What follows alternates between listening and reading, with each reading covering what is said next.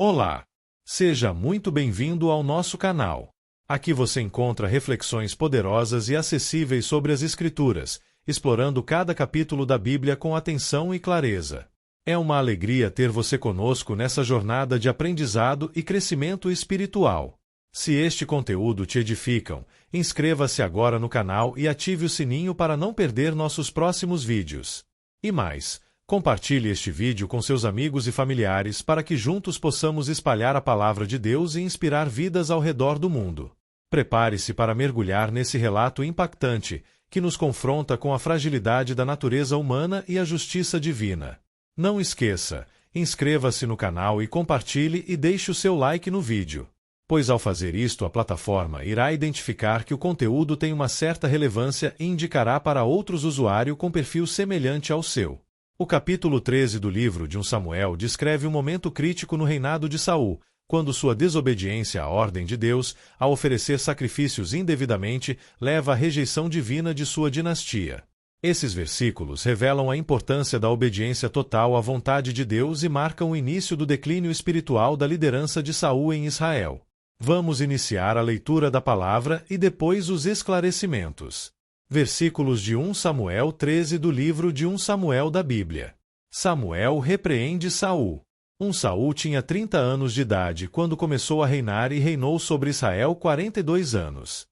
Saul escolheu 3.000 homens de Israel. 2.000 ficaram com ele em Micmais e nos montes de Betel e 1.000 ficaram com Jonatas em Gibeá de Benjamim. O restante dos homens ele mandou de volta para suas tendas. Jonatas atacou os destacamentos dos filisteus em Gibeá, e os filisteus foram informados disso. Então Saul mandou tocar a trombeta por todo o país, dizendo que os hebreus fiquem sabendo disto. E todo Israel ouviu a notícia de que Saul tinha atacado o destacamento dos filisteus, atraindo o ódio dos filisteus sobre Israel. Então os homens foram convocados para se unirem a Saul em Gilgal. Os filisteus reuniram-se para lutar contra Israel com 3.000 carros de guerra, 6.000 condutores de carros e tantos soldados quanto a areia da praia. Eles foram a Micmais, a leste de Bet-Aven, e lá acamparam. Saul ficou em Gilgal, e os soldados que estavam com ele tremiam de medo. Quando os soldados de Israel viram que a situação era difícil e que o seu exército estava sendo muito pressionado, esconderam-se em cavernas e buracos, entre as rochas e em poços e cisternas. Alguns hebreus até atravessaram o Jordão para chegar à terra de Gade e de Gileade. Ele esperou 7 dias, o prazo estabelecido por Samuel, mas este não chegou a Gilgal, e os soldados de Saul começaram a se dispersar. E ele ordenou: tragam-me o holocausto e os sacrifícios de comunhão.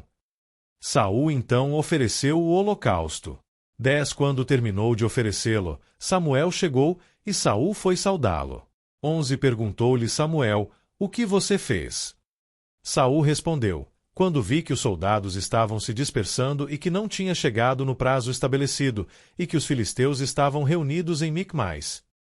Pensei: agora, os filisteus me atacarão em Gilgal, e eu não busquei o Senhor. Por isso senti-me obrigado a oferecer o holocausto. Disse Samuel: você agiu como tolo, desobedecendo ao mandamento que o Senhor, o seu Deus, deu a você. Se tivesse obedecido, ele teria estabelecido para sempre o seu reinado sobre Israel. Mas agora o seu reinado não permanecerá. O Senhor procurou um homem segundo o seu coração e o designou líder de seu povo, pois você não obedeceu ao mandamento do Senhor. Israel sem armas. Então Samuel partiu de Gilgal e foi a Gibeá de Benjamim, e Saul contou os soldados que estavam com ele. Eram cerca de 600. Saul e seu filho Jonatas, acompanhados de seus soldados, ficaram em Gibeá de Benjamim, enquanto os filisteus estavam acampados em Micmais. Uma tropa de ataque saiu do acampamento filisteu em 3 divisões. Uma foi em direção a Ofra, nos arredores de Sual. Outra em direção a Bet-Horon, e a terceira em direção à região fronteiriça de onde se avista o vale de Zebuim, diante do deserto. Naquela época não havia nem mesmo um único ferreiro em toda a terra de Israel, pois os filisteus não queriam que os hebreus fizessem espadas e lanças. Assim, eles tinham que ir aos filisteus para afiar seus arados, enxadas, machados e foices. 21 O preço para afiar rastelos e enxadas era 8 gramas de prata, e 4 gramas de prata para afiar tridentes, machados e pontas de aguilhadas. 22 Por isso, no dia da batalha, nenhum soldado de Saul e Jonatas tinha espada ou lança nas mãos, exceto o próprio Saul e seu filho Jonatas. 23 Aconteceu que um destacamento filisteu foi para o desfiladeiro de Micmais. Análise textual. O capítulo 1 Samuel 13 é um momento decisivo na vida do rei Saul e marca o início de sua queda espiritual e política. Ele mostra como desobediência a Deus, mesmo que aparentemente justificável, pode ter consequências sérias e irreversíveis. A seguir, está o significado e explicação em partes. Primeiro, a batalha contra os filisteus começa, versículos 1-7. Saul já era rei e organiza o exército, 2.000 soldados com ele, 1.000 com Jonatas. Jonatas ataca um destacamento dos filisteus, o que gera um grande conflito militar. Os filisteus respondem reunindo um exército gigantesco, causando pânico em Israel. Muitos soldados israelitas fogem ou se escondem com medo, mostrando o clima de desespero e insegurança. Lição: mesmo sendo o povo de Deus, Israel sofria militarmente quando desobedecia ou se afastava dele. A situação mostra como a liderança de Saul começa a ser testada sob pressão. Segundo, a impaciência e desobediência de Saul, versículos 8-14. Aqui está o ponto central do capítulo.